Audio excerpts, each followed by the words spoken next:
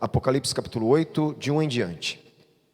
Quando o Cordeiro quebrou o 7º selo, houve silêncio no céu durante quase meia hora. Então vi os 7 anjos que estão em pé diante de Deus. Eles foram dadas 7 trombetas. Veio outro anjo e ficou em pé, junto ao altar, com um incensário de ouro. Lhe foi dado muito incenso para oferecê-lo com as orações de todos os santos sobre o altar de ouro que está diante do trono. E da mão do anjo subiu à presença de Deus a fumaça do incenso, com as orações dos santos. Então o anjo pegou o incensário, encheu-o do fogo do altar e o atirou à terra. E houve trovões, vozes, relâmpagos e terremoto. Então os 7 anjos que tinham as 7 trombetas se prepararam para tocar. Então nós vamos a partir daí ver os comentários. Só que eu vou continuar lendo. Deixa eu só ver se eu fiz aqui todas as observações antes de continuar. Deixa eu só, antes da gente continuar lendo, pegar um resumo do que a gente leu até agora, refazer isso aí, para a gente pegar do versículo 7 em diante. Então olha só, nessa introdução que a gente leu, acabou de ler aqui, do versículo 2 a 5, né? A gente vê uma adoração, ela misturada com a justiça de Deus. Eu acho que é importante você lembrar disso. Está acontecendo uma adoração, ao mesmo tempo que acontece uma oração, adoração, Deus despende juízo, né? Justiça. Isso a gente vê em alguns momentos. As orações dos santos, aquelas orações que a gente leu no capítulo 6, se você der uma retomada aí, que era um clamor a Deus por justiça dos mártires, lembra? Na base do altar. Inclusive eu encontrei uma pessoa na academia essa semana, acho que agora, semana passada, que ela falou, estou assistindo uma série de Apocalipse, né, de uma outra igreja. Aí ela falou assim, olha, nunca tinha, é cristã há alguns anos, ela falou, nunca tinha percebido essa oração dos mártires no altar. Ela falou, foi tão significativo para mim, né? Porque eu entender a questão da justiça de Deus, ao mesmo tempo, a nossa atitude como igreja de amor aos ímpios, é um paradoxo, né? Ao mesmo tempo que Deus vai julgar, nós não podemos julgar agora, a gente tem que ofertar graça e amor. Isso é um paradoxo tão grande, que é difícil a gente às vezes entender e compreender isso. E ela falou, olha, foi muito significativo. E é justamente, nós temos que lembrar que as trombetas agora, elas estão ligadas à oração. Aquela oração dos mártires, elas têm uma total importância do que Deus está fazendo. Por quê? Porque o que está sendo misturado com o incenso aí? O que está sendo misturado aí? Versículo 3. As orações. Quais orações? Aquelas orações do altar. Não está diante do altar aqui? Não tinha um altar que embaixo do altar tinham mártires orando? Então essa situação das trombetas, elas estão totalmente conectadas com as orações dos mártires, agora, que estão sendo ofertadas a Deus junto com o incenso. Lembra que a gente viu que o incenso é um perfume agradável a Deus? Então Deus está recebendo as orações como um ato de louvor, uma oração que tem agradado a Ele, e Deus responde. E o ato da resposta aqui é quando o anjo pega o fogo do altar e atira na terra. A hora que ele atira na terra, os anjos aqui começam e se preparam para tocar as trombetas. E as trombetas são, de novo, anúncios de juízo de Deus sobre a terra. Então, os juízos das trombetas, em parte, eles são respostas de Deus aos mártires que estão na base do altar, clamando pelo quê? Por justiça. Vindicação, né, do sangue derramado da perseguição que eles sofreram. Tá? Então essa oração, ela se mistura, né, com o incenso no incensário de ouro, revelando que tais orações, elas são aceitáveis, agradáveis a Deus.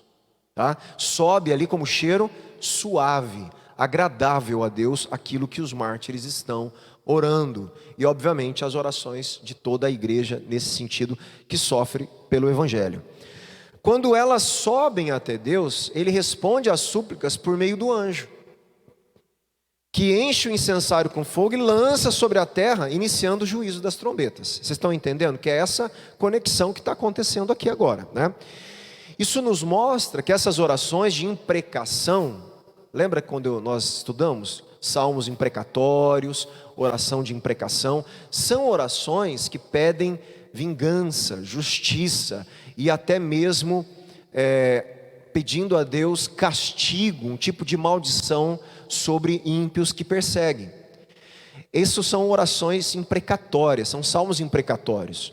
Nós vamos ver então Deus respondendo todos esses salmos imprecatórios lá em Apocalipse. Antes, Deus não quer que a gente haja assim. Olha que interessante, por isso que eu falo que é uma tensão, é um paradoxo. Eu vou firmar isso aqui agora com vocês, para vocês entenderem melhor, a gente frisar isso. Isso nos mostra que essas orações de imprecação não somente estão de acordo com a vontade de Deus, como também tem espaço na nossa vida. Então, olha só, tem espaço na nossa vida quando a gente está sendo, eu falo que no Brasil a gente não tem esse tipo de perseguição, mas a igreja lá no Oriente Médio, na Índia, na Nigéria, na Coreia do Norte, esses países que a gente está vendo de perseguição, Paquistão, países, Cuba, China, países que perseguem mesmo, torturam cristãos, esses nossos irmãos, é justo eles clamarem por justiça, Deus se agrada, mas a experiência deles é amar os inimigos, lembra? Olha que como é difícil, não é? Porque na experiência deles, Jesus pede para eles amar os inimigos que estão torturando eles. Mas eles podem e devem clamar por justiça e vingança, que seja feita da mão de Deus e não da mão deles. Eu oferto o evangelho para você que me tortura, mas eu peço a Deus que julgue a minha causa, porque eu estou sendo injustiçado, porque eu estou sofrendo. Parece que na nossa cabeça essas coisas não combinam, né? Mas é exatamente isso que tem que combinar. Então, ao mesmo tempo que Deus faça justiça pela perseguição ao evangelho, nós continuamos amando os inimigos que perseguem o evangelho. Esse é um paradoxo difícil. O que Deus está ensinando a gente é que a justiça não será feita por nós. Não é das mãos de vocês. É do meu tempo e do meu jeito, na minha hora, eu vou vingar o sangue dos meus mártires. Isso tá claro o conceito? Importante. Eu vou ler aqui outro texto para clarear mais. Tais orações nos permitem apresentar nossas feridas profundas diante de Deus e saber que Deus lidará de forma justa com os que maltrataram, né, com os que maltratam a igreja por causa do evangelho. Portanto, podemos vencer as feridas profundas que sofremos e amar as pessoas difíceis de amar. Olha como que é um paradoxo. Eu clamo por vingança, por justiça, mas eu tenho que amar.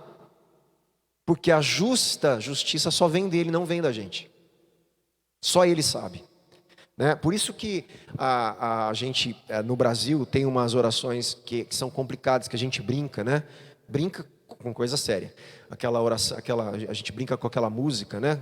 O Sabor de Mel, que fala justamente da vingança e tal. Essa música é bem contrária ao evangelho de Jesus. Por quê? Porque ela olha com um olhar de justiça para perseguições e sofrimentos que não tem nada a ver com o evangelho. São coisas pessoais, orgulhosas, do irmão que não me reconheceu, e aí eu quero vingança, você vai me ver lá e agora... Quer dizer, esse espírito da música é um espírito totalmente anticristo, sendo cantado dentro da igreja.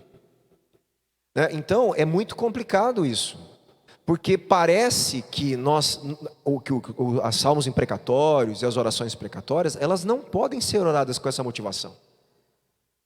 Os salmos imprecatórios e as motivações Deus, olha o que fizeram ao seu nome, com o seu povo, com aqueles que estão pregando a sua palavra. É a mesma coisa de Paulo, quando persegue a igreja, e Jesus fala, você está me perseguindo, Paulo. É contra Jesus. Então a preocupação dos salmistas era: Deus, olha o que vão fazer do seu nome com o seu povo, são ímpios, né? E há essas orações hoje que a gente ouve, dessa espécie de vingança, clamando justiça de Deus, são baseados em quê? Egoísmos, orgulho, é baseado nas questões pessoais do coração, de reconhecimento, de glória pessoal. Não é isso que a Bíblia está falando, né? Não é isso. Na verdade, se a gente tem que amar o inimigo, imagine o irmão que fala mal da gente, né? Então são coisas assim muito difíceis que a gente ouve se ensinar na igreja hoje, coisas erradas, e as pessoas vão assimilando isso, e mal sabe ela que a justiça de Deus é justa. Porque quando ela pede justiça, inclusive o coração dela vai ser julgado. A gente acha que quando a gente pede justiça, né, Deus vai punir o outro. Não, justiça é justiça. O teu pecado e o teu coração está na balança também, né? Mas não, na oração é assim: Deus, me vinga. Eu sou o santo, eu sou o perfeito, Ele está fazendo coisa errada comigo. Mal sabe Ele que Deus sabe tudo que passa no teu coração, na sua mente, nas suas emoções, nas suas motivações. Então Deus vai julgar tudo mesmo, tudo, inclusive as nossas motivações. Então isso é importante. Agora, qual é o coração nosso, cristão, nesse momento que não há, entre aspas, uma aparente injustiça, né? Aparente não, uma injustiça, obviamente, contra a perseguição àqueles que pregam o Evangelho. Eu queria que você abrisse comigo em Romanos, capítulo 12. Miriam, Romanos 12 aí. Vamos ver do 14 em diante. Esse texto ele ajuda a gente a entender, antes do escatom, a nossa conduta cristã. Olha só. Romanos 12, 14 em diante. Versículo 14 em diante. Diz assim: abençoem aqueles que perseguem vocês. Abençoem e não amaldiçoem. Pronto. Essa é uma questão bem difícil. Por quê? Porque Deus está se alegrando com a oração dos mártires pedindo vingança. Gente, mas eles já morreram pelo Evangelho. Eles podem. Entende o que eu estou falando? Eles morreram pelo Evangelho. Eles deram a vida deles. Eles estão clamando a justiça, porque eles representavam o próprio sangue de Cristo, o próprio Evangelho. E aquelas pessoas confrontaram os mensageiros dessa mensagem. Então eles estão lá orando, e Deus se agrada. Mas e nós que estamos aqui nessa terra ainda? Qual que é a nossa conduta? Abençoe aquele que persegue você. Você percebe que não faz muito sentido com a oração de sabor de mel. Você percebe como ela está destoando do Evangelho, e ela destoa desses textos claros para a gente, né? Abençoe, não amaldiçoe quem está perseguindo você.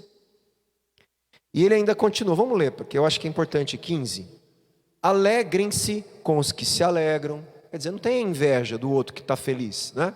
A gente vê o outro feliz, pô, o cara está feliz, mais feliz que eu, né? Fique feliz com quem está feliz. Não fique com inveja, deixa o cara feliz e vai lá se alegrar com o teu irmão que está feliz, né? Mas chore com o que chora. A hora que está chorando lá, ele que se lasca. Não, alegre quando o teu irmão está se alegrando, mas chore com ele. É uma identificação, né, de vida. Tenham o mesmo modo de pensar de uns para com os outros. Em vez de serem orgulhosos, sejam solidários com os humildes. Não sejam sábios aos seus próprios olhos. Não paguem a ninguém, presta atenção, mal por mal. Então, quando alguém te fizer mal, o que ele está falando? Eu vou fazer mal também. Que é assim que o mundo funciona. Vou vingar, eu vou fazer mal. E ele fala, não pague o mal com o mal. O caminho que Jesus está ensinando não é esse, né? Procurem fazer o bem diante de todos. Se possível, no que depender. Você percebe que se possível, porque tem hora que não é possível mesmo, tá? Se possível, no que depender de vocês, vivam em paz com todas as pessoas. Só que Paulo já sabe que isso aí tem hora que é impossível. Tem gente que é ruim mesmo, é difícil, mesmo que você quer ficar em paz, ela não quer, né?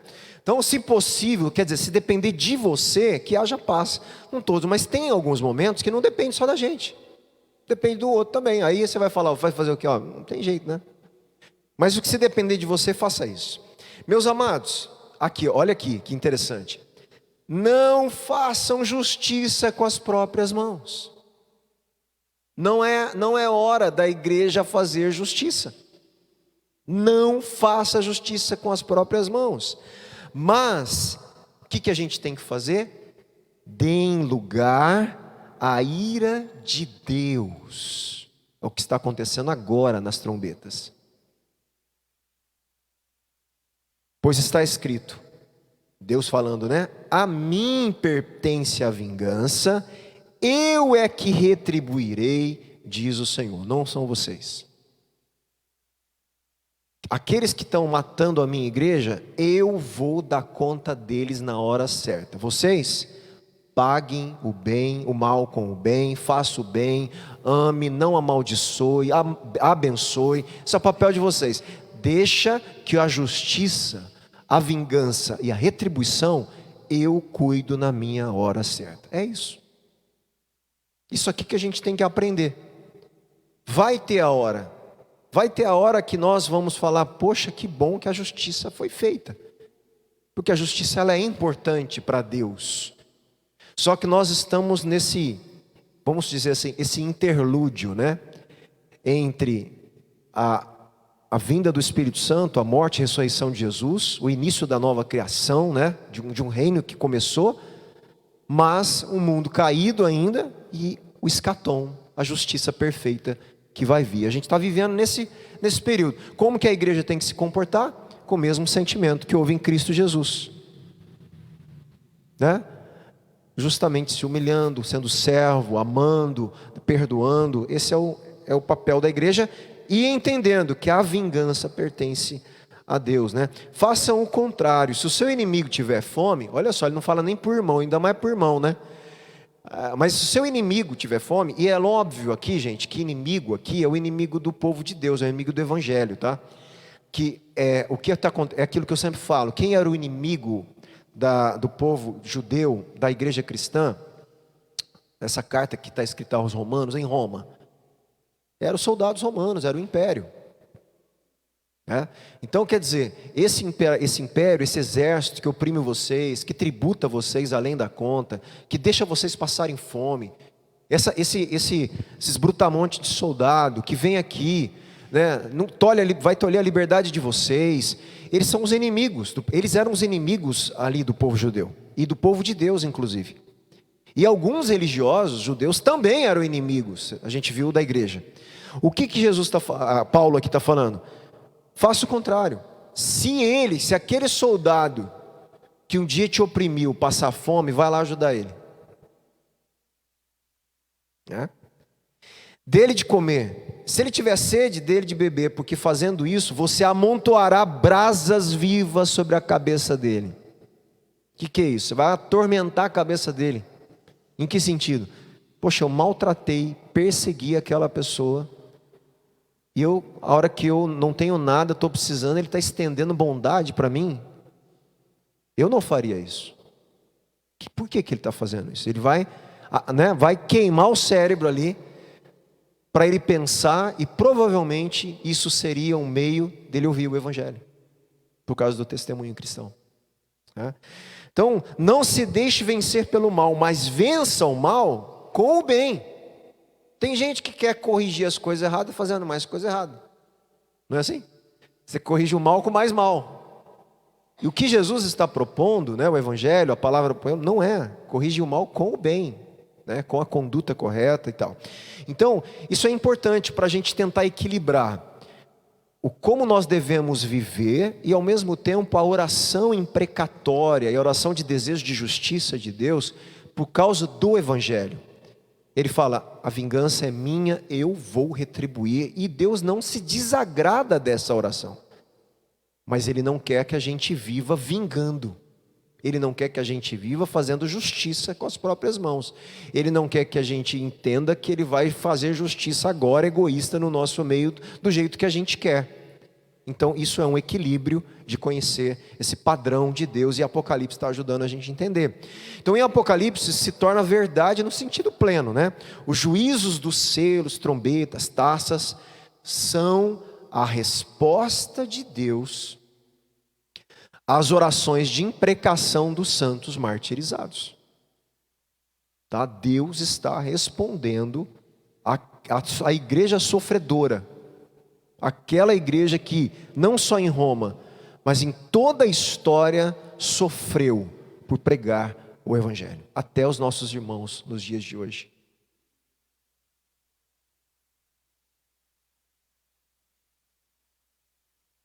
Ah, sim, Israel é forte. Aquilo lá precisava se conversar. Eu não abri a conversa, né? Mas aquilo lá eu acho que tem. Eu queria que vocês tivessem uma imagem da seriedade que é para pregar para um judeu ortodoxo, porque a gente está lendo Atos e a gente não entende, né? Que até nos dias de hoje, eu postei um vídeo que um pessoal pregando lá em Israel, eles começaram a tirar cadeiras, xingar os judeus, meninos, crianças ortodoxas, né? Um negócio assim intenso. Ao mesmo tempo, aí eu não teve tempo da gente lidar, a forma delas fazerem isso também está errada hoje. Então você tem duas coisas interessantes ali naquele vídeo para a gente conversar. Um evangelismo muito mal tateado, muito mal feito, e ao mesmo tempo você vê o ódio para quem prega aquilo. Então você tem contrapontos ali. E dá a gente a entender por que Paulo sempre eles queriam matar Paulo. Porque a gente acha assim, está pregando só, está lá igual a gente está lendo Atos, né? Está pregando só porque estava pregando, quase mataram. Porque para eles é tão forte a questão da religiosidade, é tão profunda, você está mexendo com a identidade deles. Se eles não entenderem que Jesus era o Cristo ressurreto, e você está falando isso para eles como uma verdade, você é um amaldiçoado, você é um anátema, ele quer matar você. E ali a gente viu, né? Atualmente, você vê o ódio que aquele pessoal, aqueles meninos, aqueles garotos têm, daquelas mulheres que estavam falando de que Jesus era o Messias, ressurreto, perdoar o pecado deles, né? Então, como eles não aceitam, e Jesus para eles não é isso, você percebe que eles levam como uma afronta pessoal, e eles vão, se pudessem ali, eles batiam nela. É porque tinham policiais ali, né? Você percebe que acaba, e é um país democrático. Mas houve um desrespeito da parte delas, no Shabat ali, o local, né? O jeito de se abordar. Paulo não abordava daquele jeito. Paulo era judeu. Olha que grande diferença. Paulo entrava no templo como judeu. Ele entrava nas sinagogas como judeu. E ele estudou nos pés de rabinos, né? De Gamaliel. Então ele tinha voz, ele tinha fala. E a hora que ele falava o que eles não gostavam, não é que ele estava falando, é o que eles falavam. Ele falava, aí eles rejeitavam, falando, não, aí não, Paulo, você está exagerando, nós não queremos isso aí não. Aí virava, se ele insistia, virava aquilo, não, Paulo é baderneiro, ele está pregando contra os costumes mosaicos, virava aquilo que a gente viu. Mas o vídeo que eu postei é importante para quê? Para mostrar como que para um judeu ortodoxo, até os dias de hoje, você falar coisas que mexem com a religiosidade deles, existe uma afronta muito grande, né? E a igreja ela sofreu nisso, né? Nos primeiros séculos, e depois sofreu no Império Romano, tá bom? Vamos lá do versículo 7 em diante. Vamos ler aqui para a gente retomar a nossa observação. Versículo 7. O primeiro anjo, então, os anjos foram liberados aqui então para tocar as trombetas. O primeiro anjo tocou a trombeta, e houve granizo e fogo misturado com sangue. Foram atirados à terra. Então foi queimada a terça parte da terra. Foi queimada a terça parte das árvores, e também toda a erva verde foi queimada. Então você vê juízo na hora que a trombeta está sendo tocada. A primeira, depois o segundo anjo. Depois nós vamos voltar tudo aqui, tá? O segundo anjo tocou a trombeta, e uma espécie de grande montanha em chamas. Olha só, uma espécie, não é uma grande, lembra que é uma figura, então não é uma montanha em chamas, é uma espécie, algo como uma montanha, algo grande igual uma montanha em chamas, né? Alguns, vamos ver, fala que é meteoro, fala que não sei o quê, foi atirada ao mar, um terço da parte do mar se transformou em sangue, morreu a terça parte das criaturas do mar, e foi destruída a terça parte das embarcações. O terceiro anjo tocou a trombeta e uma grande estrela, queimando como uma tocha, caiu do céu sobre a terça parte dos rios, sobre as fontes das águas. O nome da estrela é Absinto, e a terça parte das águas se transformou então em absinto. E muitas pessoas morreram por causa dessas águas, porque se tornaram amargas. O quarto anjo tocou a trombeta e foi ferida a terça parte do sol, da lua, das estrelas, para que a terça parte deles escurecesse e uma terça parte do dia e também da noite ficasse sem luz. Então vi e ouvi uma águia, né? Você vê? Vi e ouvi uma águia, metafórico, né? Então você não vai ver aqui uma águia falando, certo? Isso é uma metáfora por causa do que a águia simbolizava na época do Império Greco-Romano, que a gente vai ver isso. Que voando pelo meio do céu, dizia com voz forte: ai, ai, ai dos que moram na terra, né? Os ais aí, proféticos, por causa do som das outras trombetas que os três anjos ainda vão tocar. Então, quer dizer, tinha mais 3 trombetas, né? Que seriam um ai e um ai, quer dizer, mais dores, mais ai de dor mesmo, né? De pavor, de situações que iriam acontecer. Tá? Então, conecte isso aqui, juízos. Terror, terror, terror. Você vê que é uma expressão. E os tradutores tentam passar essa coisa de um espanto, né? E aí na nossa, ai, né? Alguma coisa assim, né? A tua tentou trazer em palavras, né? O terror, algo que é pavoroso, que está acontecendo, uma expressão de pavor que está acontecendo diante dos juízos de Deus, tá certo? Então, vamos lá, voltando aqui, presta atenção aqui nas minhas leituras. Como mencionado, essas pragas das trombetas, elas reproduzem, de certa forma, preste atenção que você vai perceber, elas fazem alusão a algumas pragas do Egito. Se você voltar aqui, granizo, né? Não teve numa das pragas lá, chuva de granizo? Sangue, o mar se transformou em sangue, praga do Nilo se transformando em sangue, então a água sendo mexida. Então você tem algumas semelhanças, algumas coisas que estão sendo usadas lá do Antigo Testamento também, para esse momento aqui, como que se novamente castigos de Deus sobre a humanidade e sobre a idolatria, sobre o distanciamento de Deus da humanidade, dos habitantes da terra, né? Sempre para chamar a atenção dos habitantes da terra. Então, as trombetas, então, elas reproduzem algumas coisinhas ali das pragas egípcias que remetem ao problema da idolatria. O problema maior do ser humano sempre vai ser a idolatria. Em que sentido? No sentido do ser humano negar se submeter à vontade do Criador. A hora que ele nega de submeter à vontade do Criador, ele já é idólatra.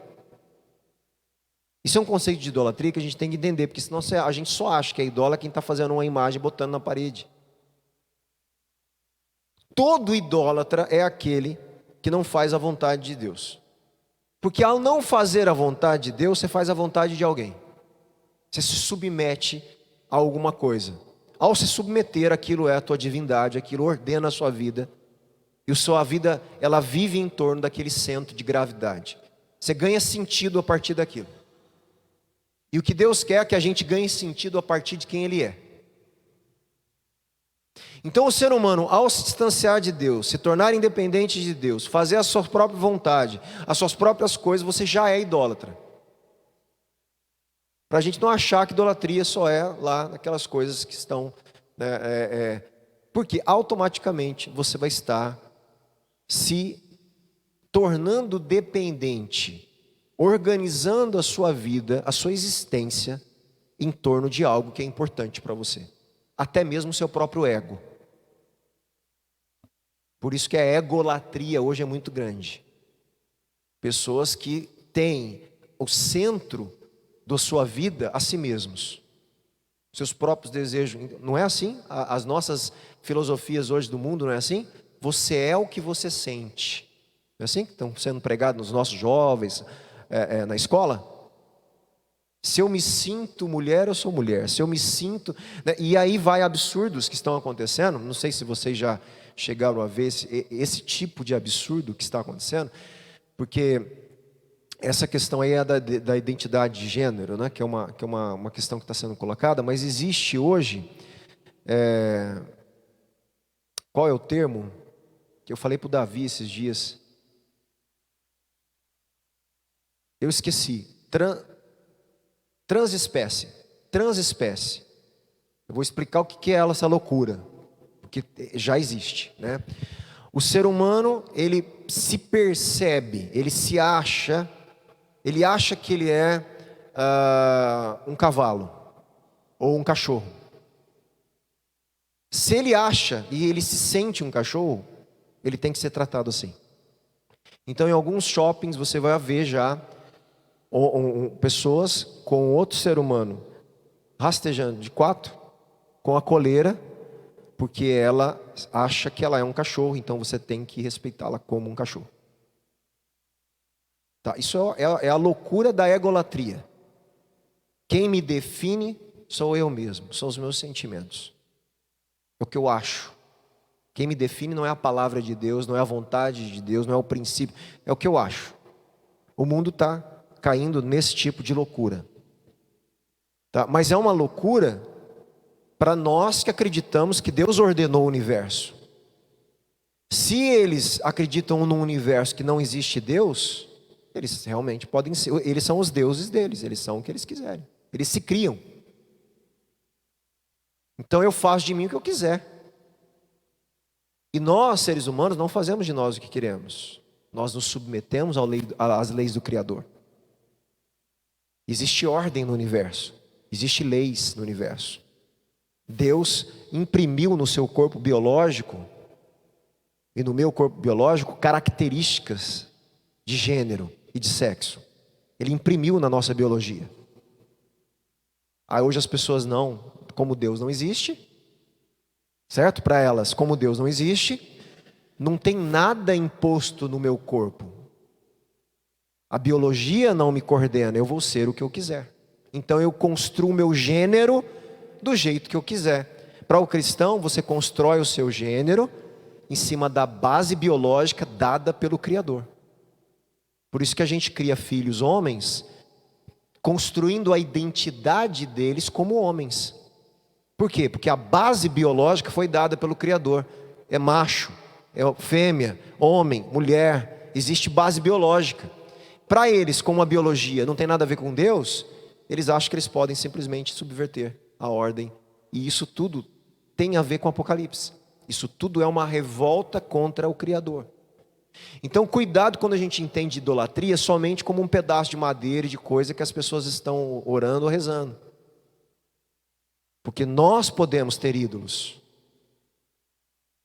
A partir do momento que Deus não é o organizador total, central e primeiro de toda a nossa vida, nós criamos ídolos. Para nós mesmos. Então nós temos que tomar cuidado. Tá?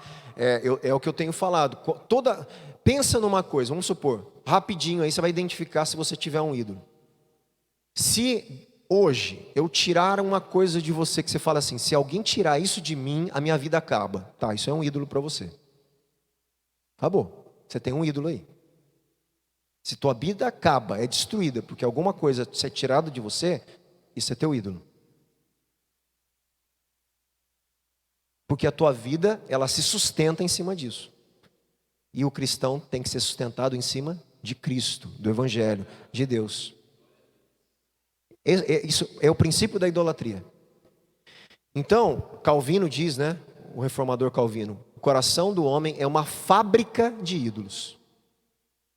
Então, se o teu coração não está vinculado completamente a Cristo, ao Evangelho, se submetendo a Ele como Senhor da sua vida, o que você mais vai ter é divindades feitas por você mesmo para servir os seus interesses. Por isso que um dia eu preguei, né? Deus não é nosso ídolo. Porque a gente quer tratar Deus às vezes igual ídolo. Deus não é o nosso ídolo, Ele é Deus. É Ele que manda na gente.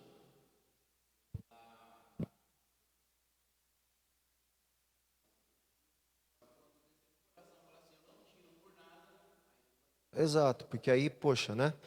ao mesmo tempo que não teria necessidade nenhuma esse tipo de costume, né? Mas se tem, né? Mas se aquilo realmente mexe com você ao ponto de você falar, poxa, eu não vou fazer isso de forma alguma, aquilo se tornou algo a mais. Exatamente. Então são coisas simples, né? Porque aí que está a questão. Quem é mais importante? Por exemplo, a minha barba e a minha liberdade, ou o amor aos irmãos e o respeito? Eu vou falar uma coisa difícil, mas é verdade, biblicamente. Ao irmão de consciência fraca. Porque Paulo chama esse irmão de consciência fraca. Porque é uma exigência totalmente desnecessária, biblicamente falando, né? Mas a questão é o seguinte: eu vou usar o meu direito que eu teria, porque eu sou livre para usar barba naquela cultura, mas eu faço parte de um ambiente que para eles aquilo é um ofensivo. E eu escolhi estar lá. Então eu não vou ficar afrontando meu irmão. Eu vou simplesmente, por amor e por respeito à consciência fraca daquela comunidade, naquele assunto. Não estou falando que ninguém é fraco na fé, da consciência, a respeito daquele assunto, eu vou então me submeter a uma questão, né? Justamente porque a barba não pode ser mais importante do que a comunhão, do que o evangelho, Então são coisas simples que a gente vai pegando no dia a dia, né? Então imagine nós aqui que caímos nessa possibilidade, a gente tem que, você vê, uma reflexão tem que ser feita. Imagine o povo do mundo, gente. As pessoas vivem, tem um texto que fala que elas vivem pelo ventre. O ventre representando os seus próprios desejos. Ânsias, aquele ventre que não... Sabe aquela pessoa que come, que não está satisfeita? Né? Às vezes a gente faz isso, né, no final do ano, tá? Mas assim, tirando essa fase, aquela pessoa que, né, mas só uma metáfora para o ser humano que anseia, quero, ela nunca está satisfeita e ela quer viver em torno de si próprio. O mundo está sendo incentivado a fazer isso. E esse mundo que está sendo julgado aqui. É isso que a gente precisa entender, né? E nós, como cristãos, o nosso meio de viver é Cristo. Ele é o nosso Kyrios. Pode aprender essa palavra, né? É a palavra grega para Senhor, é a palavra que era usada para o imperador. O imperador é nosso Kyrios, né? E os cristãos falaram, não é o imperador que é Kyrios. Kyrios era uma palavra usada para o Supremo Senhor, né? Então, os cristãos, muitos morreram por não mais entender que o César era Kyrios, por falar, não, Jesus é Kyrios, e ele é o Kyrios do Kyrios, né? Senhor dos senhores, da onde vem esse termo, e eu dou a minha vida por esse Senhor. E a igreja primitiva morreu porque falava-se isso em muitas situações, e eles entendiam que eles estavam afrontando o poderio do império. César não é teu senhor? É sim, ele que dá a paz para vocês. Era isso que o império falava. César dá a paz, comida, comércio, segurança. Ele dá tudo para vocês, é ele que é senhor, sim. E nós temos que adorar. Teve uma época ainda, em Apocalipse já tinha o culto ao imperador. Temos que prestar culto a esse Kyrios. Imagine os cristãos nessa época. Não, Jesus é meu Kyrios e único. César não é. Vai morrer, meu irmão. Vai morrer. E passaram um bocado nesse período do século II para o século III, se agravou profundamente a perseguição de Roma contra a igreja cristã. Profundamente, com barbaridades, absurdos, torturas absurdas. Que a gente nem acredita que um ser humano é capaz de fazer isso com o outro. Né? Irmãos nossos cristãos passaram isso pelo evangelho, né? Então o propósito aqui, gente, é provar a soberania de Deus e dar oportunidade para se arrepender. Lembra que no meio de todo o juízo de Deus, Deus ainda permite o quê? Se esse povo aqui, na primeira trombeta, se algum aqui falar, eu quero Deus, não quero mais isso, Deus vai falar, vem filho. Deus está aberto para a conversão, sempre, entende? Em cada uma das trombetas, mais uma parte do mundo experimenta destruição parcial. A gente vê parcial por quê? Você vê aqui muito forte, terça parte. Lá no selo, foi a quarta parte, um quarto. Aqui aumentou, você percebe? Terça parte, aumentou a quantidade. Lá nas taças é a terra inteira. Está acontecendo que esses ciclos de juízo, eles estão tomando uma proporção e de gravidade maior. É isso que está acontecendo nos ciclos desses 7 juízos aí. tá? Em relação aos selos, taças e trombeta, tem a mesma organização interessante, que é 4, 2, 1. Não são 7 selos, 7 trombeta, 7 taça. Há uma organização assim, de significado, 4, 2, 1. Os 4 primeiros, igual a gente está vendo aqui, eles são juízos sobre a terra. Igual a gente está vendo aqui. Lá nos cavaleiros também os selos, o juízo sobre, 4 também estava falando ali. Os outros 2 juízos sobre os habitantes da terra. Depois tem um interlúdio, lembra? Que tem um espaço entre o último juízo. Aqui também vai ter interlúdio, é interessante, né? E depois tem a última trombeta, que simboliza o escatom, igual lá falando do dia do Senhor. Você lembra que o último selo, o sexto, na verdade, já falou do dia do Senhor? Lembra disso? Que o dia do Senhor, gente, é o final. O final. Então você percebe como que eles estão retomando em ciclos? Ele vai recomeçar a contar aqui de novo. Só que agora ele aumenta a gravidade do negócio. E as revelações, elas se confundem cronologicamente um pouco. Isso que eu quero também sempre lembrar a vocês, né? O julgamento das trombetas, então, presta atenção, intensificam os selos, afetando 1/3 da terra, e são intensificados, por sua vez, pelas taças, que afetam o mundo inteiro. Então, gradualmente, os juízos eles vão se intensificando. Tá? Isso que está mostrando ali em Apocalipse para a gente. Versículo 7 de novo, para a gente encerrar com esse comentário do primeiro anjo. O primeiro anjo toca a trombeta, então. Quando ele toca, houve granizo, fogo misturado com sangue, e foram atirados à terra. Então foi queimada 1/3 parte da terra, foi queimada 1/3 parte das árvores, e também, olha só, toda a erva verde foi queimada. Então, preste atenção nessas observações aí, e eu vou encerrar fazendo essas últimas leituras aqui desse versículo, tá?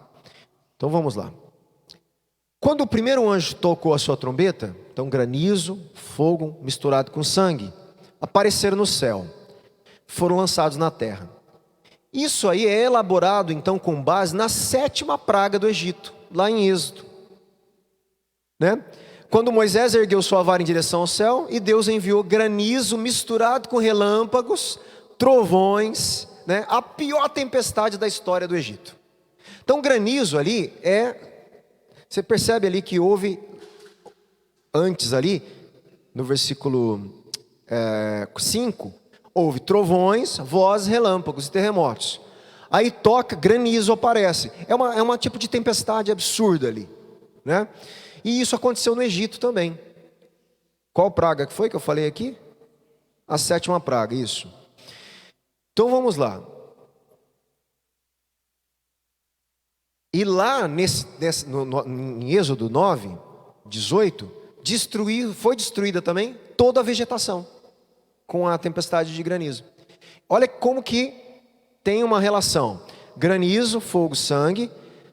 A 1/3 parte da terra está sendo destruída, as árvores queimadas e a vegetação toda a erva está sendo queimada. Então você percebe como que tem alusões a coisas que Deus já fez lá no Egito. Se a gente entende o que Deus fez lá no Egito, a gente consegue entender o que está acontecendo aqui. Lá no Egito, por que as pragas vieram? Quem lembra? Para sentenciar, julgar os deuses do Egito. A idolatria. Trazer castigo sobre as divindades e mostrar para os egípcios que os deuses eram falsos e que ele era soberano sobre tudo. Que eles estavam servindo o Deus errado. Então a mensagem ela é semelhante nos juízos aqui, tá? Essa é uma escolha interessante, porque a teofania tempestuosa, tem somente relâmpago e trovão. E agora entra o quê? O granizo, então é acrescentado. Granizo é um juízo frequente no Antigo Testamento, tá? Mas curiosamente no Novo Testamento só está aparecendo aqui em Apocalipse. Mas olha só, vou voltar para você ver. Em Josué, Deus lança uma chuva de pedra grande. granizo, sobre o exército dos amorreus. Em Jó, Deus diz a Jó que reserva tesouros de granizo para os seus inimigos. Juízo, granizo, está percebendo? Granizo em Josué sobre os inimigos. Jó, Deus fala sobre granizo. Vários salmos celebram o uso de granizo por Deus nas pragas e o controle de Deus sobre os relâmpagos e sobre o granizo. Então, é mais uma metáfora, é mais uma ideia de julgamento de Deus sobre essa questão. Então, em resumo, chuva de granizo é um elemento comum no tema do juízo no Antigo Testamento e está sendo repetido aqui em Apocalipse. A imagem do fogo, do sangue também provavelmente vem do texto de Joel. O que diz em Joel 2, 30 e 31? Não precisa abrir não, Miriam. Ó, manifestarei maravilhas no céu e na terra, sangue e fogo e colunas de fumaça. O sol se converterá em trevas e a lua em sangue, antes que venha o grande e terrível dia do Senhor. Então, tem uma alusão a Joel também, granizo agora misturado com sangue. Joel profetiza também que existiria essa questão aqui, a gente vai falar mais sobre isso aqui. Sangue e fogo eram frequentemente também combinações de juízo. Isaías, Ezequiel fala sobre isso, tá? Existe uma certa discussão, tá? Aqui, gente, no sentido do sangue aqui. O que é esse sangue, né? Como sempre, essas questões às vezes tem bastante discussão, não dá para ter certeza do que exatamente significa, mas eu vou ler para vocês dessa vez. Ó, vou ler rapidinho. Vários estudiosos acreditam que pode ser uma alusão à chuva de coloração de sangue que cai até hoje, ocasionalmente, na área do Mediterrâneo, como resultado das partículas de poeira vermelha do Saara. Então, existe um fenômeno naquela região que tem uma chuva, que ela é, por isso que chuva misturar granizo com sangue. Na verdade, era um símbolo da chuva que caía, que tinha um reflexo de sangue. Não estou falando que é isso. Esse teólogo entende que é isso, tá? Outros apontam para as erupções vulcânicas nas ilhas do Mar Egeu no primeiro século, que, segundo relatos da época, tornavam também o céu vermelho. Esse tipo de paralelo é, algumas vezes, rejeitado por outros, né? Porque falando que João está usando muito elemento do Antigo Testamento e não do mundo greco-romano. Aí o Osborne aqui não concorda. Ele fala que João usa sim coisas do mundo greco-romano. Você vê que é uma disputa teológica de interpretações. Aí o Osborne fala assim, eu não estou certo disso, pois por todo o livro João combina paralelos judaicos e do mundo greco-romano, né? Porque ele não poderia ter feito isso aqui. Quer dizer, falando que o sangue pode ser então esse fenômeno aí que deixa o céu vermelho. Deus não está dando essas visões apenas para a sociedade judaica de João, mas também para os leitores da Ásia. Ele lembra, é verdade, né? Então a mensagem, na verdade, seria o quê? Vocês já viram algo semelhante? Mas nada tão severo quanto o juízo que virá. Na verdade, o que Osborne ele resume é o seguinte: não importa se é sangue, se não é, se é a chuva lá que parece com sangue, se é o céu por causa... Não importa. Essas figuras, elas são ênfases metafóricas para dizer o seguinte: nunca existiu um juízo, um julgamento de Deus sobre a terra como agora. Por isso que ele misturou algumas coisas no Antigo Testamento. A praga do granizo não teve sangue junto. Aqui ele faz questão de falar granizo, fogo, sangue. Ele está falando, pode ter tido um monte de coisa antes, mas essa não vai ter igual. Ele está juntando metáforas, todas elas simbolizando juízo forte, num só evento, entende? Mostrando a gravidade daquilo que está por vir, tá? Eu sou muito mais tendencioso a ver dessa forma, tá? Que eu acabei de falar. Então, como resultado, 1/3 da terra, das árvores, de toda a relva verde foram queimadas. A 7ª praga egípcia, ela feriu a vegetação com granizo, mas aqui é o fogo que vai destruir toda a relva. Até mesmo o solo foi queimado, na verdade, toda a relva verde, tá? Diante disso, há 2 perguntas. Primeira, por que ela toda foi queimada em vez de apenas 1/3? Porque tudo era um terço, a terra foi um terço, as árvores um terço. Então, também começa, eu não vou entrar nisso, porque são detalhes tão pequenininhos, mas o que eu estou te mostrando é o seguinte: existe um monte de especulação e tentativa de entendimento. Quando esses teólogos, eles vão ler, eles começam a falar assim, eles perguntam coisas, né? Quando a gente lê alguma coisa, a gente pergunta: por que que é tudo um terço e a relva é em tudo? Aí eles começam a tentar entender. Às vezes entendem, às vezes tem coisas que faz sentido, outras fica sem entender mesmo, tá? E aí eles começam a fazer algumas perguntas aí. Outra pergunta aí. A pergunta é se esse juízo não teria uma contradição do capítulo 9:4, em que os gafanhotos recebem a ordem para não causar dano à vegetação da terra. Então algum já percebeu, peraí, aqui está matando tudo que é da vegetação. Lá no capítulo 9, Deus proíbe de tocar na vegetação. Existe uma contradição.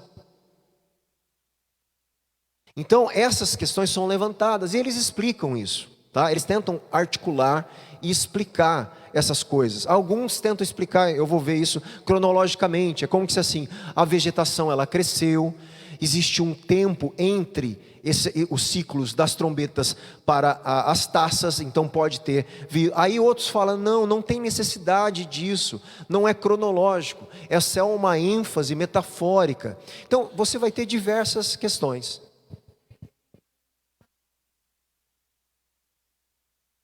Então, exato, pode ser, entende? Porque é o que eu estou falando, tem alguns e muitos que entendem uma questão mais cíclica. Então pode ser que esteja deslocado algumas coisas. Pode ser que mesmo vindo depois, foi um lapso de tempo que a natureza de alguma forma se recupera, porque não foi também toda, né, a relva, todas as árvores, as relvas foram. Então você tem alguns detalhes que fogem um pouquinho à nossa compreensão, mas não comprometem a mensagem. É isso sempre que eu quero que vocês entendam. Nós não temos total clareza de algumas metáforas, nós não temos, ninguém tem. Eles não conseguem, às vezes nem plausível algumas coisas, mas não consegue dar toda a clareza para o texto em tudo.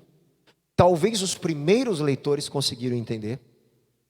Por quê? Porque essas metáforas estavam tudo na cabeça deles. Eles não precisam fazer o esforço que a gente está fazendo de imaginar o deserto, lá, vermelho, a chuva. Eles viviam aquilo. Para eles era natural. Jesus usava como as parábolas, coisas do dia a dia deles, para ensinar sobre o reino de Deus. Apocalipse está cheio de coisa que para eles era tudo comum. Para a gente não. A gente não tem deserto aqui. Não tem um fenômeno que deixa o céu com gotas de chuva que parece sangue. Eles tinham.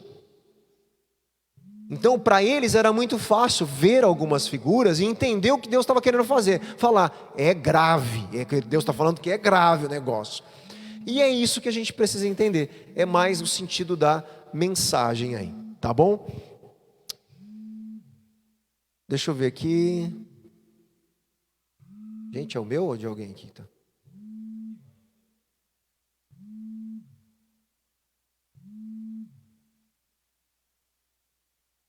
Bom, é isso. Eu acho que aqui a gente consegue encerrar essa parte. Então, o que eu quero notar então?